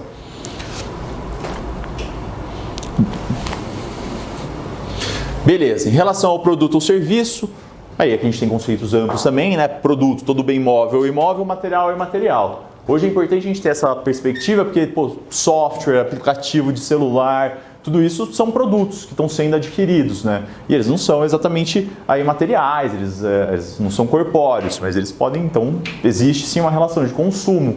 Por exemplo, você está lá com o aplicativo com Instagram, com um aplicativo qualquer aí com Waze, tudo mais, todos eles vão gerar, até porque nesses casos eles também estão gerando serviços, né? Mas sempre que você tiver ali um produto, sei lá, um aplicativo que você utiliza para sei lá, para acordar e dormir todo dia, gerou um vício lá, aquele que fica contando o seu batimento cardíaco, meio surreal, ele fica contando o seu batimento cardíaco, você está dormindo bem, dormindo mal, vai ser uma pessoa te examinando quando você está dormindo a noite inteira. É um produto, ele pode gerar um vício, ele pode gerar um fato do produto aqui, ele é uma relação de consumo. Beleza? Então o conceito é amplo também. E serviço aí, toda atividade fornecida no mercado de consumo mediante remuneração. Beleza? Então, um serviço prestado por uma ONG para um terceiro, para a população referente a essa ONG. Aplica o CDC? Não aplica. Então, vamos supor lá, o pessoal do teto montou uma casa lá, a ONG, para uma comunidade carente lá que de repente teve um problema, sei lá, tinha lá alguma ocupação irregular, choveu, teve uma perda ali, o pessoal da ONG foi lá e construiu uma casinha provisória para resolver o problema lá enquanto o poder público não resolvesse. Deu um problema na casa, vai processar teto. Tecnicamente, por relação de consumo, não. Pode até ser que você tenha uma relação civil paritária aqui e falar, não, calma, os caras colocaram em risco a vida da comunidade, não vai ser essa a regra, mas você não vai poder aplicar o CDC, porque não há uma remuneração, beleza? Agora, essa remuneração, gente, aqui é um outro ponto importante, ela pode ser tanto direta quanto indireta. Então, não necessariamente você precisa pagar pelo serviço. Então, vamos supor, serviço de e-mail. Às vezes você paga, né? Você paga lá o provedor para ter o UOL, assim por diante. Às vezes paga o Gmail para ter acesso a outras atividades. Mas eu, por exemplo, eu não pago. Eu tenho meu e-mail ali e o Gmail, ponto. Só isso. Aqui eu posso ter uma relação de consumo, de repente o Gmail dá um pau, ele deleta todos os e-mails que eu tenho lá, deleta a conta que eu tenho, ele vai falar, não, mas você não paga nada, o que você estava esperando? Não estava pagando nada, então tem um serviço que vale o quanto você paga. Isso não conta, né, de digital influência, essas coisas assim. Isso, e aí você já tem você tem um valor econômico aí cada vez maior, né? Você tem todo um perfil ali, você tem os seguidores, os usuários, sei lá, tem uma série de relações contratuais que você faz dependendo disso. Caiu a conta, você vai falar, é o seguinte, eu tinha uma relação de consumo, eu tive um prejuízo, danos morais, danos materiais. Posso alegar isso aqui? Posso, porque embora eu não pague diretamente, eu não pague uma mensalidade, a remuneração aqui é indireta. Então, aqui é claro, né? A gente está falando de Gmail, a gente está falando da Google, que é uma das maiores empresas do mundo, né? Ela vale muito e, embora a gente não esteja pagando, ela está recebendo de outras tantas maneiras. A principal delas explorando os nossos dados até não ter mais como, mas tem propaganda indireta, tudo mais, dá para entender. Tirando os negócios escusos. Isso aqui acontece bastante também em estacionamento de shopping. Hoje em dia já não é nem tão mais comum, porque todo estacionamento de shopping quase é pago. Mas às vezes ele não, vamos supor, alguns lugares que não sejam pagos ainda, sei lá, um mallzinho assim, que é às vezes aquelas estruturas menores. Fala, mas não, seu carro estava aqui, mas não tinha uma relação de consumo, porque você não estava pagando, era só um estacionamento. Fala, não. Também está incluído, porque o pagamento aqui é indireto. Você está oferecendo um serviço para que ocorra a compra no shopping, no mallzinho, assim por diante. Então essa estrutura aqui não impede o pagamento, beleza? Lembrando, falei do estacionamento, aqui também, de novo, casuística. tem alguns assuntos que eu não sei porque são discutidos tanto assim na STJ, mas questão de estacionamento é um negócio que tem muita... Quem está estudando jurisprudência e está estudando julgado sabe. Os caras têm uma casuística que é bizarra. Fala, o estacionamento era da empresa. Fala, não, o estacionamento era de terceiro. Fala, o estacionamento é aberto, era fechado. Não aconteceu na cancela, não aconteceu depois da cancela. Era drive-thru, não, era estacionamento aberto. Fala, não, era coberto, não era, tinha seguro, não tinha seguro. Para cada caso aqui tem uma casuística. Então, é meio chatinho. Depois eu trouxe até alguns elementos aqui, mas sempre que tiver envolvido no serviço, responde, tá, gente? Porque é um negócio... É uma remuneração indireta. O que tá sobressaindo de não responsabilização são aqueles estacionamentos que ficam na rua, assim, muito aberto. Então aí é só uma comodidade simples, aí não dá para você cobrar, seria um caso fortuito externo, que a gente vai discutir. Então assim, não dá para você evitar um roubo ali. Vamos supor, um lojista, sei lá, uma lavanderia que tem 2 vagas na frente da lavanderia. Tem como você evitar algumas situações ali? Tem. Algumas condutas vão ser caso fortuito interno. Agora, tem como evitar um roubo com ali uma agressão aí com a mão armada, tudo mais? Difícil. Pô, o cara da lavanderia, o dono ou a dona da lavanderia vai ter um segurança particular ali, às vezes isso já vai consumir o serviço todo. Beleza? Com a expansão das milícias, esses serviços estão ficando cada vez mais caros, então não dá, vai ser mais caro do que manter a lavanderia, ele vai ter que mudar o serviço dele, aí ele que vai começar a fazer segurança, não vai dar certo. Beleza? Então, nesses casos aqui, geralmente não cai. Agora, estacionamento de shopping, ainda que não seja pago, responde. Drive-thru responde, porque o drive-thru faz parte do serviço prestado. Então, o do supermercado também, porque via de regra ele não vai ser pago, porque lá uma determinada quantia você não vai pagar, mas você indiretamente você está usufruindo de um serviço. Beleza. Então, a aplicação aí do CDC, quando que a gente vai ter essa relação? Sempre que a gente tiver o consumidor e o fornecedor, e aí foi o que eu mencionei para vocês, a casuística aqui é grande. Então, previdência privada. Previdência privada aplica, desde que seja uma previdência privada aberta. Isso aqui vale tanto para o plano de saúde quanto para a previdência. Quando a gente está falando de previdência privada e plano de saúde fechados, que funcionam no sistema de autogestão, então é um grupo que se fechou e montou uma previdência, ou montou um plano de saúde, aqui não aplica CDC, porque é aquela ideia de associação. Eles estão ali, eles fazem uma gerência também do plano. Então, sei lá, um plano de saúde dos funcionários do Banco do Brasil. Todos eles juntos ali, eles têm um papel de voto ali, você não está contratando uma empresa de fora 100%. Eles decidem como funciona, eles têm uma série de... Lógico, vai ter uma equipe de gestão e tudo mais, mas é um pouquinho diferente. Então, uma previdência privada fechada, as próprias partes ali, os previdenciários, eles têm certos direitos ali a discutir como vai ser o andamento dessa dita empresa. Então, ela não funciona, ela não tem uma captação externa de clientes. O que vai sobrar aqui são as captações externas, então a previdência aberta e o plano de saúde também é aberto. Então a Unimed, que qualquer um pode se associar, ou a previdência aberta, sei lá, a previdência complementar aberta, qualquer um possa lá do Itaú, vai ser uma relação de consumo. Beleza? Então essa é a lógica aqui para plano e para previdência. Em relação aos taxistas, a gente já mencionou. Por ser a aplicação da teoria do finalismo mitigado, aplica o CDC. Sistema financeiro de habitação também, via de regra, a gente aplica, porque vai ter lá, tem uma construtora, ainda que tenha uma intermediação. A gente vai ter algumas exceções quando você tiver aí, por exemplo, esse fundo de compensação de variação salarial. Se você tem, o que é isso aqui? É o governo, é o Estado, ele garantindo o pagamento daquela unidade habitacional de qualquer jeito. Então, nessa circunstância, o contrato ele muda um pouco de natureza, ele deixa de ser uma mera compra e venda, porque ele passa a ser garantido pelo Estado e tudo mais. Então, aqui ele perde a característica de aplicação do CDC. A relação aqui ainda é uma relação que vai gerar direito à moradia e tudo mais, mas com uma outra lógica. Então, aqui a gente não aplicaria. Sociedade, associação sem fim lucrativo, como eu mencionei para vocês aí, até por exemplo, você não vai aplicar o CDC. Agora, se essa ONG, essa entidade sem fins lucrativos, ela fornece produtos ou serviços remunerados, aí isso aplica CDC também. Então, supor, vou de novo usar aí o exemplo da Teto para a gente ficar no mesmo exemplo. De repente, lógico, eles não vão cobrar pelo serviço que eles prestam aí para a população, mas vamos supor que eles vendem camiseta para para desenvolver aí, para conseguir divulgar, para conseguir ter um certo retorno financeiro aqui para utilizar, para manter a ONG em pé. Vamos supor que daí ocorra algum vício aí, a camiseta venha com um defeito, é possível aplicar o CDC. Ou algum outro serviço, algum outro produto que seja utilizado. Então, de repente, a ONG vende determinado produto para se manter. Essa relação vai ser uma relação de consumo. Beleza? Então, sem fins lucrativos, relação de condomínio e concessionário de serviço. Então, o condomínio em si ele pode ser consumidor, o que geralmente ele não vai ser fornecedor, mas consumidor ele pode ser.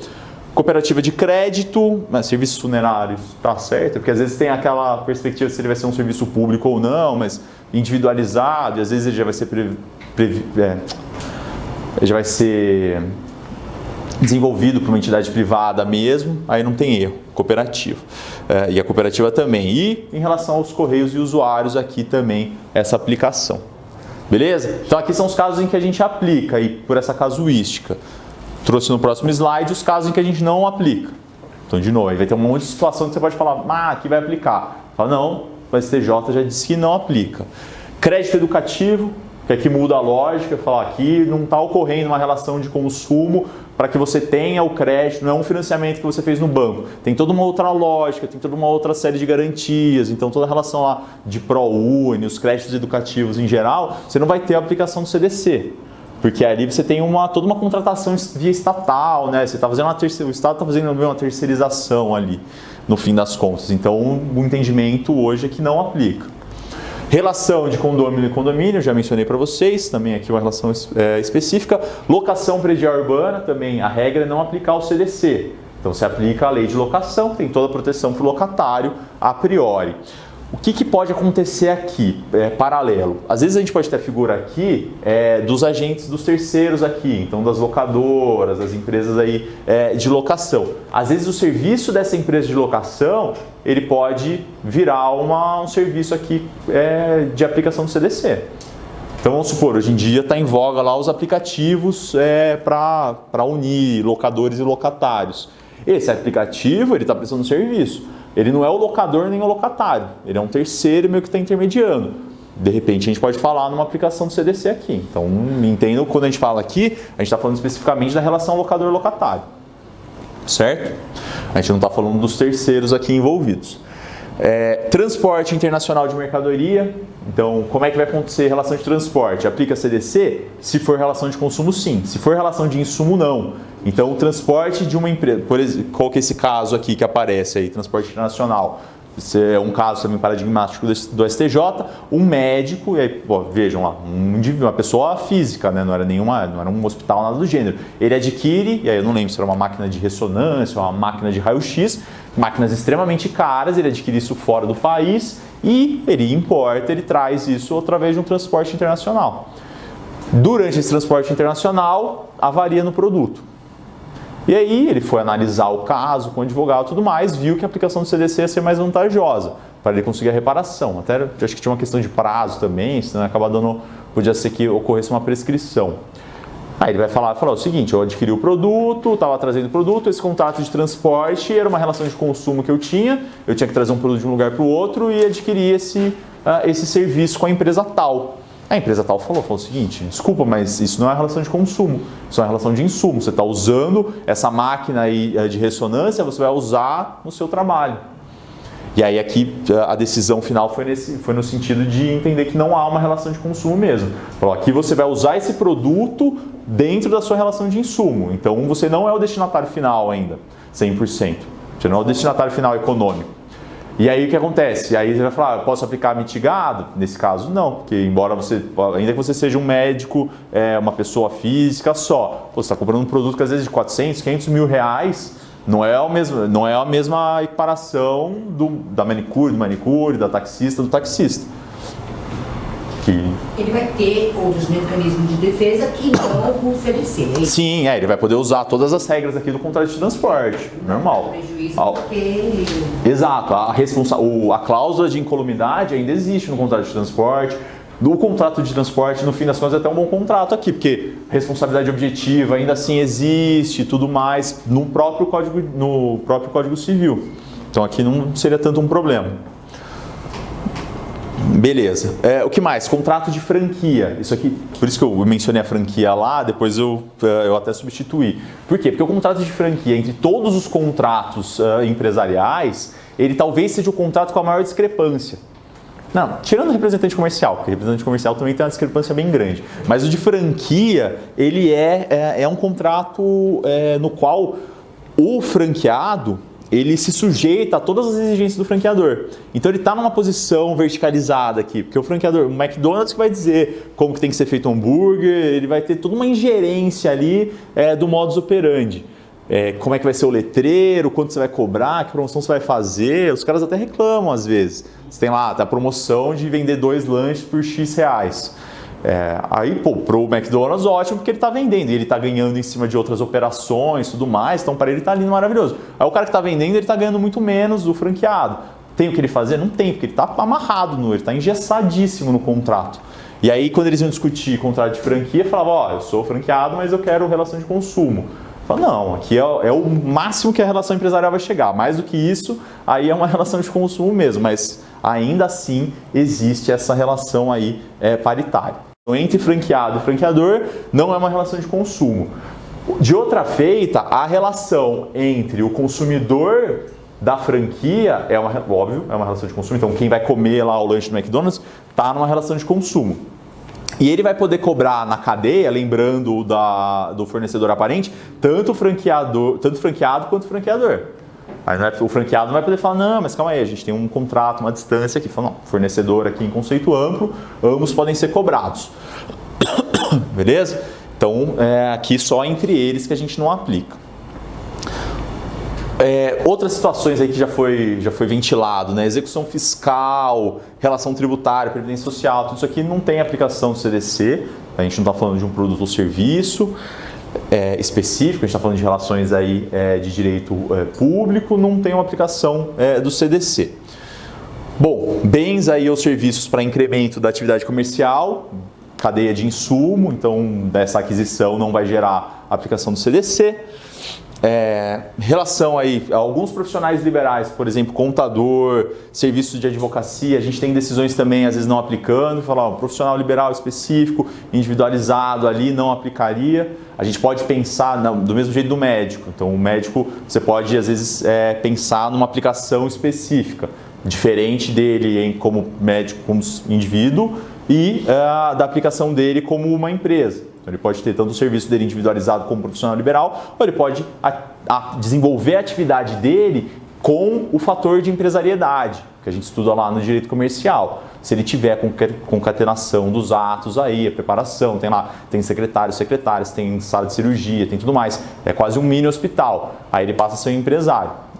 Nesses casos aqui, evidentemente, profissional liberal ali, ele vai aplicar. Então aí a diferença, a gente já vai ver se você aplica de maneira objetiva ou subjetiva a responsabilidade. Mas só vamos fechar um assunto para começar o outro depois. Representante comercial autônomo e a sociedade representada, aí a priori não aplica também, embora merecesse, mas não aplica. Contrato firmado entre posto e distribuidor de combustível. Então vejam a diferença aqui, o representante comercial, via de regra, ele está lá. Eu vou até contar um caso próprio meu aqui, que nem é um caso de advocacia nem nada. Eu tinha parado para almoçar outro dia na estrada e tinha um representante comercial que estava vendendo um produto X. Ele estava numa situação de insalubridade quase, porque ele precisava vender um produto que era um produto de limpeza, e ele não conseguia vender, ele queria de qualquer jeito que eu comprasse. Tava quase triste ali. Nossa, eu estava numa situação de penúria absoluta, eu preciso vender isso aqui porque eu sou comissionado. Então, assim, ele não é a figura do empresário com paridade, mas o que se define ainda é que ele não aplica, beleza? O que é muito diferente aqui de você pensar um posto de gasolina aqui, uma rede de postos de gasolinas, de gasolina e etc., e uma distribuidora. Aqui você está falando de contratos de milhões e milhões de reais, aí de fato o empresário não aplica. Lojista e administrador de shopping center. Então, lembrando, né, esse contrato de shopping center aqui de aluguel, ele está muito perto de uma locação. É uma locação não residencial, uma locação comercial e qualificada, porque tem regras bem específicas, né, frente a uma locação de um imóvel não residencial, por exemplo, no meio da cidade. Também não é relação de consumo, uma relação própria aqui entre as partes. e serviços advocatícios também, que já mencionei para vocês. Certo? Então vamos falar dos direitos básicos aqui. Acho que falando dos direitos básicos a gente talvez já chegue lá mais ou menos 9 horas, a gente dá uma segurada, beleza? Pessoal, o ritmo tá bom, é que também não dá para ser muito devagar, porque a gente tem que passar o conteúdo e depois o material tá com vocês. Eu sei que é gostoso também dar uma acompanhada escrevendo, mas aí vocês não precisam copiar tudo exatamente, porque o material vai ficar com vocês. Então, direitos básicos do consumidor. E é daqui a ideia que eu trouxe para vocês lá do artigo 1º. Com o rol do artigo 6º mais o artigo 1º, você consegue fazer uma defesa boa já, né? Depois o resto do código ele só vai esmiuçando cada um dos direitos. Então vamos começar aqui, ó. Artigo 6º, são direitos básicos do consumidor. Lembrando, meramente exemplificativo, né? A proteção aqui ela pode se dar em várias outras frentes. Primeiro deles, proteção da vida, saúde e segurança. Então, seja na existência de um vício, então você não consegue utilizar o produto ou serviço da melhor maneira, ou seja na presença de um dano, então aquele determinado produto, ele gerou um dano para você, um dano material, um dano moral, um dano estético e assim por diante. Todos esses danos aqui têm que ser protegidos aqui. Então, vida em sentido amplo aqui, saúde e segurança também. Então, foi assaltado na agência bancária, dentro da agência bancária. Gerou um dano, óbvio, aquela prestação de serviço gerou um dano aqui para você. Você vai ser reparado de maneira integral, que é um outro direito básico do consumidor, é a reparação integral. Então, não é só devolver, devolve o dinheiro que estava na sua conta lá que foi levado. Não, isso também vai ter, de repente vai ter danos morais aqui por causa da situação. Às vezes você ficou lá, houve ali uma situação de cárcere privado e tudo mais. Isso pode gerar mais dano aqui. Isso vai ter que ser reparado de maneira integral. Beleza? Então, o primeiro ponto é essa ideia da proteção. E essa a ideia da proteção, ela vai desembocar num preceito aqui de que todo serviço e produto, ele tem que ser adequado. E aí a gente vai ter adequação em duas vias. A gente vai ter a adequação segurança e a gente vai ter a adequação qualidade e quantidade. A adequação qualidade e quantidade é você ter direito a receber o serviço e o produto que você contratou. O que está na propaganda, o que foi dito, o que está na publicidade, o que foi dito para você que você teria direito a receber. Então ele tem que ser adequado nesse sentido, ele tem que servir para o que você estava buscando. Então você comprou um patinete, ele tem que servir para aquilo, ele tem que andar, então se é um patinete elétrico, ele tem que andar sozinho, tudo mais, atingir a velocidade prevista, tudo certinho. E, para além disso, você tem que ter uma adequação segurança. Então não basta só o produto funcionar, ele tem que funcionar de uma maneira que não interfira na sua incolumidade física ou psíquica. Então um patinete ele tem que andar na velocidade certa? Tem, mas ele não pode do nada sair correndo absurdamente e você correr o risco de sofrer um acidente. Então isso aqui é essa dupla adequação que vai gerar essa proteção. Beleza? Contra riscos provocados por práticas no fornecimento e serviços considerados perigosos ou nocivos. Então você tem que ter aqui vai depender muito do tipo de serviço e produto que você está recebendo. Então dependendo do produto ou do serviço, você tem escalas maiores ou menores de nocividade. Então você vai adquirir um maço de cigarros, a incolumidade aqui ela está um grau diferente. Então você tem você tem uma exigência um pouco menor aqui, porque você sabe dos efeitos, desde que você tenha informação, educação e divulgação, que é um outro direito básico do consumidor. Ele tem que ser informado. Então o produto é nocivo, ele tem que ser devidamente informado. Uma vez que ele foi devidamente informado, tudo certinho, também se ele usou, aí já vai ser um pouco uma questão de um princípio da confiança, de que se você adquiriu o produto, usou mesmo assim, ele te gerou prejuízos que eram íncitos àquele produto, aí é uma condição sua, foi uma escolha sua. Mas você tem sim um dever aqui, é um direito do consumidor e um dever do fornecedor, de educação e divulgação, que vai gerar aqui um dever de informação, um direito de informação amplo. Beleza? Esse direito de informação, ele vai desde como que o produto é feito, quais são os efeitos de uso daquele produto, qual que é o período de duração, qual que é o prazo de validade do produto ou do serviço, e assim por diante. Beleza? Um direito bem amplo aqui. Depois mais para frente também a gente fala um pouquinho de maneira mais detida. Direito de informação, então, um direito básico do consumidor. Certo? Para além disso, o direito à informação, aqui informação adequada e clara sobre os diferentes produtos e serviços, com especificação de quantidade, característica, composição, qualidade, tributos, riscos que apresentem. Beleza? Os riscos inerentes aqui. Para além dessa informação ela ser clara e precisa, ela tem que ser acessível, né, gente? Desde sempre é assim, e hoje, com o Estatuto da Pessoa com Deficiência, com maior razão, né? Desde 2015, o Estatuto da Pessoa com Deficiência traz esse dever aí de adequação de todos os produtos e serviços para que todo indivíduo ele consiga identificar essas vulnerabilidades no dia a dia sem a necessidade de auxílio, beleza? Então aqui, ó, em decorrência do Estatuto da Pessoa com Deficiência, foi acrescido o parágrafo e as informações elas têm que ser precisas aí. Então, por exemplo, instituição financeira tem que ter lá à disposição do contrato das regras básicas em braille. Precisa, decisão do STJ aí recente, tem que ter lá, porque a pessoa com a deficiência visual, ela tem que ter o acesso a essa informação também, certo? Então, todos esses cuidados aqui vão aparecer. E a questão da pessoa com deficiência cada vez mais vai aparecendo aí, nesses pontos específicos e em toda a estrutura. Porque o Estatuto da Pessoa com Deficiência, ele trouxe para a gente uma ideia básica que superou a ideia de acessibilidade, porque a acessibilidade às vezes acaba sendo uma adequação do que já está posto, né? Como é que a pessoa com deficiência vai ter uma acessibilidade a esse prédio? Então você vai tentando fazer lá os recortes para que isso funcione. Para uma ideia de desenho universal. O desenho universal é você não tem que arrumar o negócio depois. Ele tem que ser feito qualquer... E aí, assim, é um prédio, é uma nova tecnologia, e tudo isso tem que ser desenhado de maneira a qualquer pessoa poder usar, não importa qual seja a sua deficiência. Então isso aqui é muito importante para essa adequação. Isso cada vez mais vai gerar aí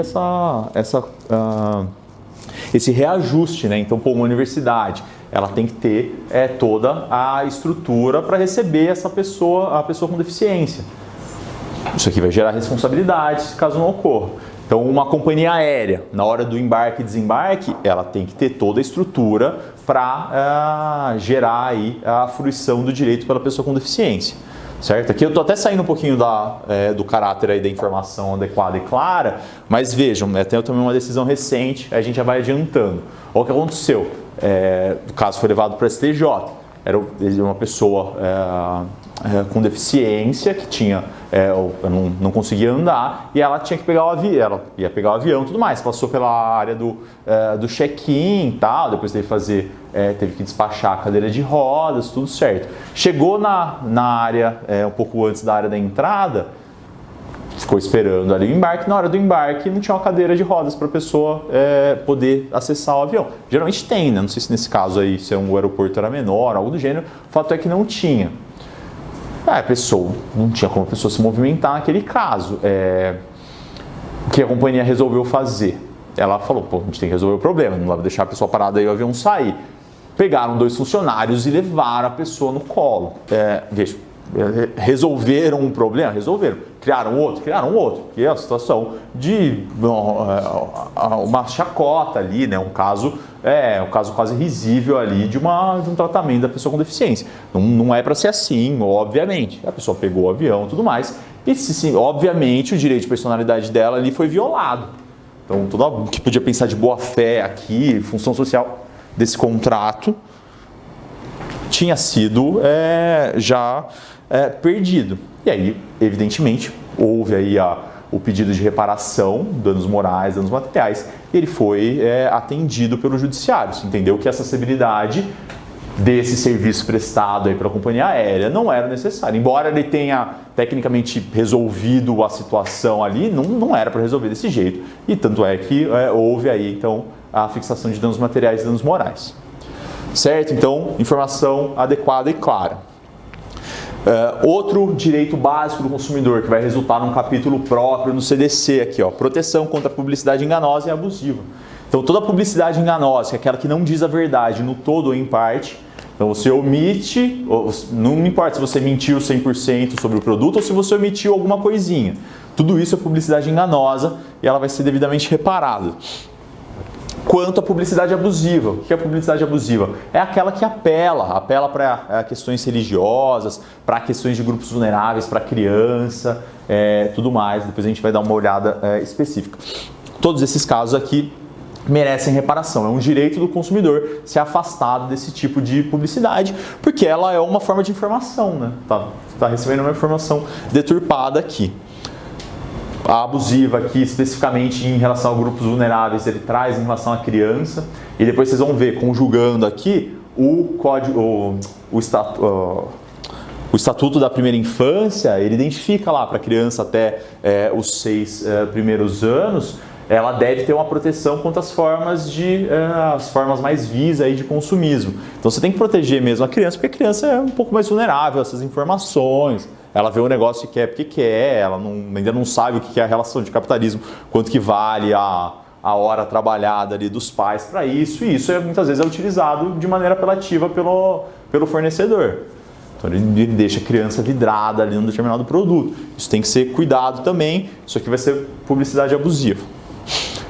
Certo? Então, quinto ponto aí, publicidade próximo direito aí dos consumidores. Aqui a gente vai falar da teoria da base objetiva do negócio jurídico. Então aqui é o direito à repactuação das regras daquela relação jurídica. O que vai dizer o inciso? A modificação das cláusulas contratuais que estabeleçam prestações desproporcionais ou sua revisão em razão de fatos supervenientes que forem excessivamente onerosos. Então, tudo que gerar uma onerosidade excessiva, então comprou um determinado produto, a prestação ficou muito alta por um outro fator, você acaba perdendo o controle, isso pode ser repactuado. Então, é a teoria aqui da base objetiva. Por quê? Porque a teoria aqui é um pouco diferente da teoria do Código Civil. No Código Civil você pode ter essa revisão da onerosidade, mas você tem que pensar em fatos imprevisíveis. O fato tem que ser imprevisível e a onerosidade tem que ser excessiva. Para a relação de consumo, basta a onerosidade excessiva. O fato não precisa ser imprevisível. Por quê? Porque, de novo, a gente está falando aqui numa situação de verticalidade. Não dá para você ficar pensando que o consumidor tem que saber quais são as hipóteses nas quais o negócio pode travar. Pode gerar uma onerosidade excessiva. Isso não vai acontecer na relação paritária, porque ambos estão sujeitos, e muito menos na empresarial. Na empresarial, qualquer ideia. O empresário assume o risco. Fala, se depois ele faz uma compra e venda futura e o preço fica muito distante do inicial, tem uma geada, ele não consegue cumprir, eles vão ter que assumir os encargos aqui. Beleza? Então, a onerosidade excessiva aí também, mais um direito do consumidor.